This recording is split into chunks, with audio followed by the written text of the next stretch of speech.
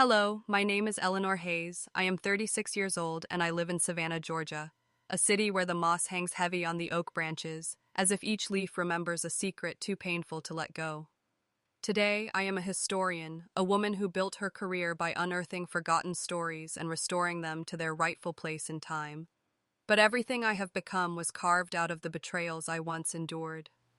To understand that, I must take you back, to the place where love and silence first learned to disguise themselves as family. If you walk through Savannah's historic district today, locals will still whisper about the Hayes family, as though speaking their name too loudly might awaken the ghosts that linger in their story. They will tell you about a house on Whitaker Street with shutters that always seemed to close themselves at dusk, as if hiding whatever lived inside from curious eyes. They will say the family once owned half the riverfront warehouses, and that their generosity kept entire generations of dockworkers fed during lean years. Some claim Eleanor's father was the sort of man who could stop arguments with a single glance, while others remember how her mother's voice drifted from the church balcony like a hymn meant only for the broken-hearted.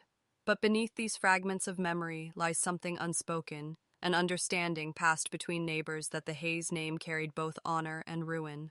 They recall how every gathering seemed to carry an invisible absence, how laughter at their table sometimes turned brittle, how a silence more profound than any sermon echoed through their hallways.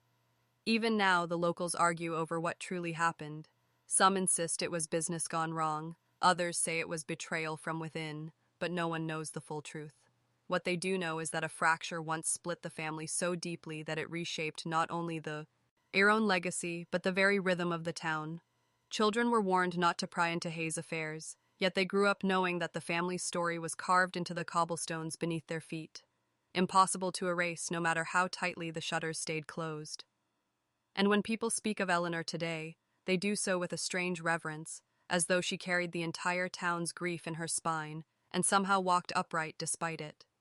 They admire her resilience, but in their admiration lives an unease, a quiet acknowledgement that what she endured was heavier than any history book could capture. They know only the outline of her story, not the marrow, and in that absence, they project their own myths. Respect clings to her name, yes, but so does the shadow of everything taken from her, the pain no one dares describe. Before the degrees, the recognition, and the quiet strength people now associate with my name, I was just a young girl wandering the shaded streets of Savannah, with a second-hand journal clutched tightly to my chest, a journal that smelled faintly of ink and dust because I had found it in a box of discarded books outside the church library. I must have been 11 when I first began filling its pages with sketches and notes, not of fairy tales or adventures like most children my age, but of moments I was too afraid to say out loud.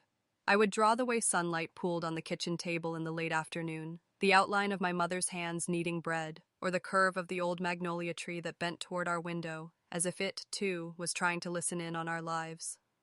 I was quiet then, more comfortable with observation than conversation, and I learned early that silence carried weight, that you could hear more in the pauses between words than in the words themselves. My teachers often told me I had a gift for remembering details, but I did not think of it as a gift, only as survival, because noticing the smallest shifts in my father's voice or the way the house seemed to hold its breath at night told me when to tread carefully and when to retreat to my room. In those early years, my sanctuary was the attic, where dust motes danced like tiny spirits in the thin light, and I would sit cross-legged with my journal and imagine rewriting our lives into something kinder. I would press flowers between the pages and believe that if I kept them safe, I was keeping some part of myself safe too. There was an innocence in those days, a kind of fragile hope that if I recorded enough beauty, it would outweigh the shadows gathering in corners I did not yet have the words to name. My grandmother, who lived just 3 streets over, was the one who gave me my first fountain pen, telling me that stories written with ink stayed longer than those spoken in haste. And though I did not fully understand her wisdom then, I carried that pen like a talisman, scribbling until my fingers ached.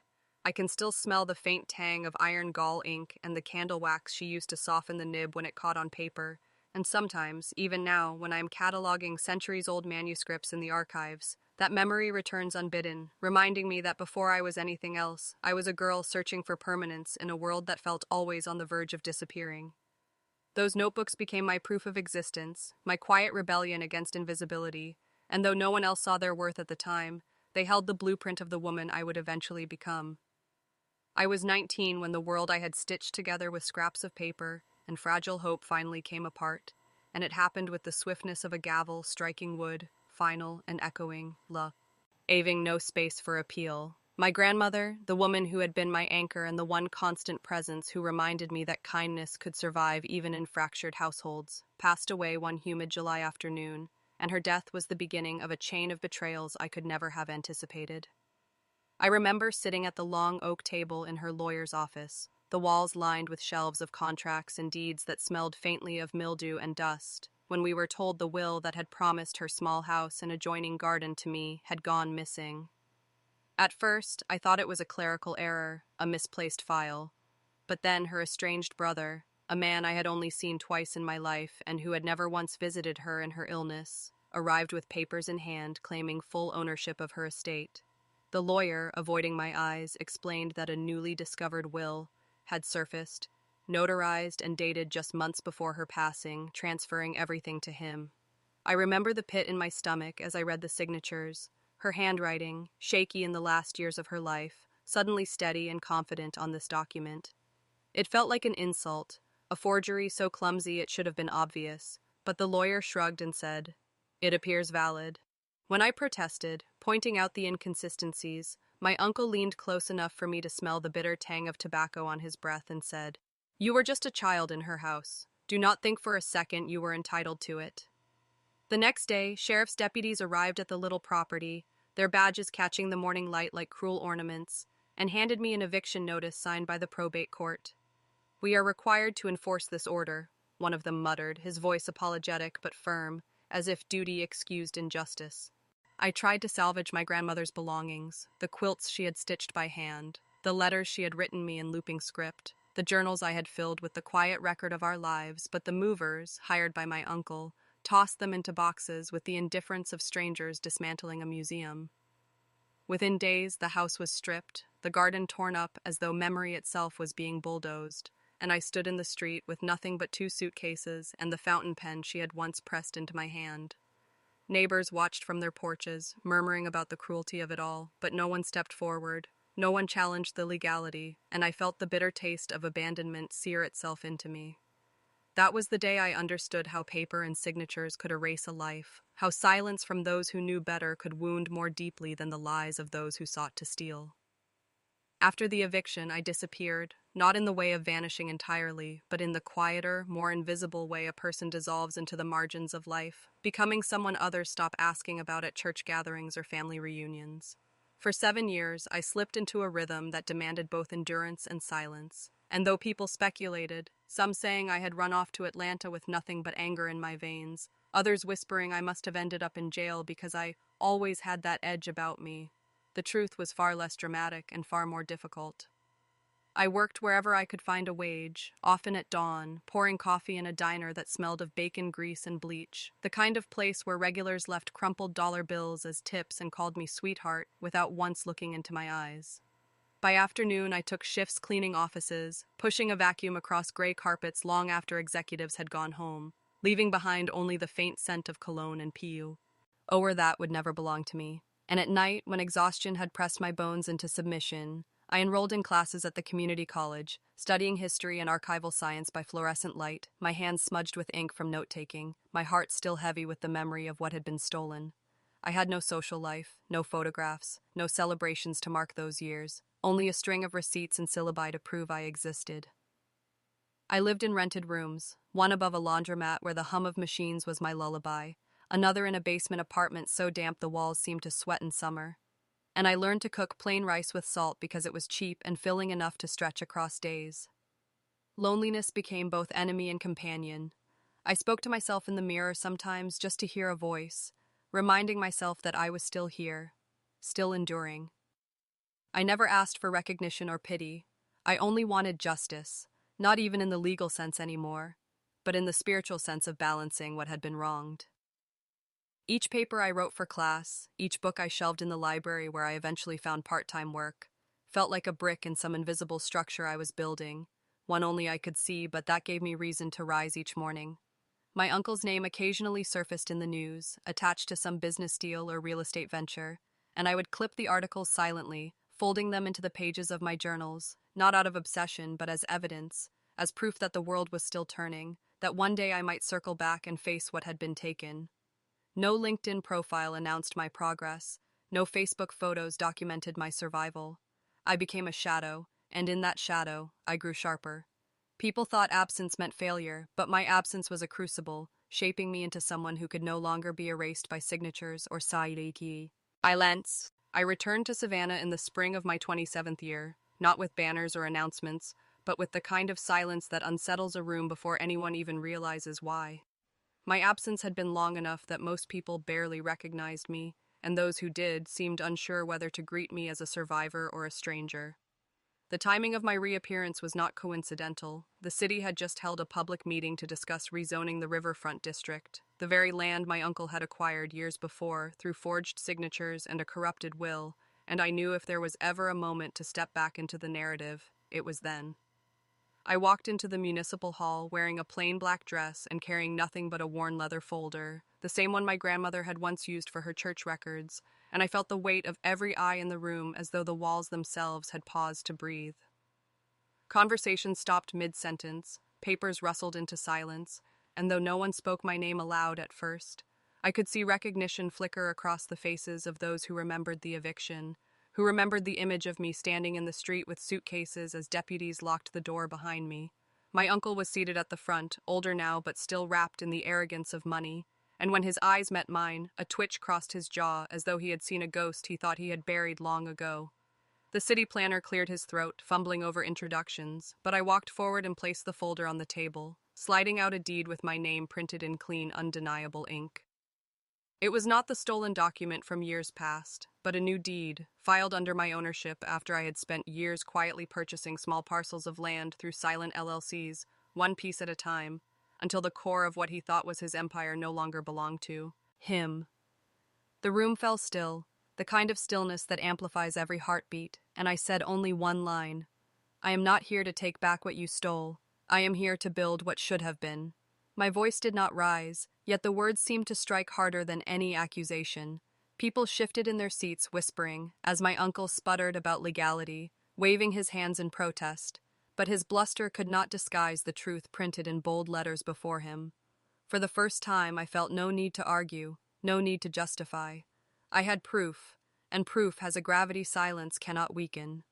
When someone in the back asked what my intentions were for the land, I turned, letting my eyes settle on the crowd, steady and unflinching, and said simply, something that will last longer than any of us. The room, once heavy with tension, now felt charged with something different, an energy of anticipation, as though everyone present understood that history was folding back on itself and a new chapter had just been written. The masterstroke did not unfold in a dramatic courtroom or with raised voices in front of flashing cameras. It unfolded slowly, methodically, like the turning of a key in a lock that had waited years to be opened. For nearly a decade, while the world assumed I had vanished, I had been collecting fragments of the empire my uncle built on stolen ground, purchasing small parcels of land through carefully constructed LLCs, each with a different name, each filed quietly in counties where his attention rarely lingered. I studied property law at night, combing through deeds, tax liens, and foreclosure notices, learning how entire legacies could collapse simply because someone failed to pay attention to a single filing. Piece by piece, block by block, I stitched together a patchwork of ownership until the day came when the most valuable portion of the riverfront, the very worth of the land he had stolen, no longer belonged to him at all. No announcement was made, no warning was given. Instead, I walked into the county clerk's office one morning with a sealed envelope containing my consolidated deed, notarized and bound in legal ribbon, and handed it over for official entry. The clerk stamped it with a hollow thud, and in that sound, years of exile and silence transformed into undeniable permanence. My uncle found out not from me, but from his own lawyer, who called him in the middle of a business luncheon to inform him that the Hayes parcels he had boasted about for years were no longer under his control. Witnesses say he went pale, left his glass of wine untouched, and excused himself without explanation. I never saw him again after that meeting, though his name still floated in rumors and hushed conversations, always tinged with a bitterness that sounded suspiciously like fear. I did not chase him, nor did I attempt to humiliate him publicly, because humiliation was never the point. Truth was. And truth had already done what I could not. It erased his authority. What I did instead was far quieter and far more permanent. I filed papers with the city to turn the riverfront parcels into a public trust, dedicated to education, community gardens, and archival preservation, a living monument not to my suffering, but to resilience itself. There was no press release, no speech. The only communication I sent was a plain box delivered to his office, inside of which was a photograph of my grandmother's house before it was stripped bare, her garden in full bloom, and a single word scrawled on the back: restored. That was my only reply to years of betrayal. No accusations, no begging, just evidence of survival transformed into something untouchable. Neighbors who once whispered about my disappearance began to gather at the riverfront again, watching as construction crews erected steel frames for community sends, TERS as children planted seeds in long rows of soil where warehouses once loomed. They asked me questions, but I said little, because I had learned that silence often carried more weight than explanation. The legacy was not mine alone anymore. It belonged to every hand that touched the soil, every voice that echoed through the gardens, every student who opened a book in the library I built where the old shipping offices once stood. My uncle's name faded, as I knew it would, swallowed not by scandal but by irrelevance, and I never sought to drag him into the light of judgment because obscurity was punishment enough. In the end, what mattered was not that I had reclaimed what was stolen, but that I had transformed it into something he could never corrupt. That was the stroke he never saw coming. The kind of revenge that needed no declaration, only a signature filed quietly in the county records, and a single word written on the back of a photograph that told him everything he refused to admit, that despite his theft, despite his cruelty, nothing he did could erase the truth of what endured. The years have passed, yet the legacy remains sharper than any monument carved from stone. What once began as a bitter tale of betrayal now breathes life into the very community that had once turned its back. Where the contested house once stood, there now rises a foundation of purpose, a community center, a library wing, and gardens where children run without fear of eviction or loss. Each corridor whispers his name, though he never allowed it to be etched on the walls. Teachers tell their students that resilience can build cities, and parents remind their children that dignity outlives deceit. His designs, simple yet profound, line the edges of the streets where families gather, and every arch he raised bends toward the sky like a silent vow that no injustice can erase what is built. With conviction. The library now holds programs for underprivileged students, and every scholarship carries the quiet fingerprints of the man who never sought applause but ensured doors opened for those who had once been locked out. On weekends, children plant flowers in soil he once tilled with his own hands, and elders sit beneath shaded benches, remembering the storms and marveling at the peace. There is a plaque in the garden, polished by years of rain and touch, which reads, "For those who were broken and yet chose to build." Strangers who never knew his story pause before it, some wiping tears without knowing why, as if the weight of what he endured still lingers in the air. Universities cite his case as a triumph of quiet justice, a story where law and endurance intertwine to create something immortal. But in the end, he never stood on stages, never sought interviews, never posed for photographs. His voice was carried only in the laughter of children, the rustle of trees, and the pages of books read under roofs he fought to keep safe. And perhaps that is the greatest legacy of all. Not a name in headlines, but a spirit woven into daily lives, unshakable, enduring, and forever passed from one generation to the next like a flame that cannot be extinguished. At the final gathering, when the community center's doors opened wide to welcome its first generation of children, there were no speeches, no grand declarations, only the quiet hum of life unfolding in a place once built from ashes. Some said they felt his presence in the garden, where the wind curled around the plaque, carrying whispers too soft to belong to any mortal voice. And if you stood still enough, you could almost hear him repeat the words once spoken in the shadow of his greatest loss. They can take what you own, but they cannot take what you build with truth. It was not a lesson for applause, but a warning and a gift, carved into memory like stone into earth. Those who heard it carried it away like a secret oath, shivering as though the air itself had chosen them to remember forever.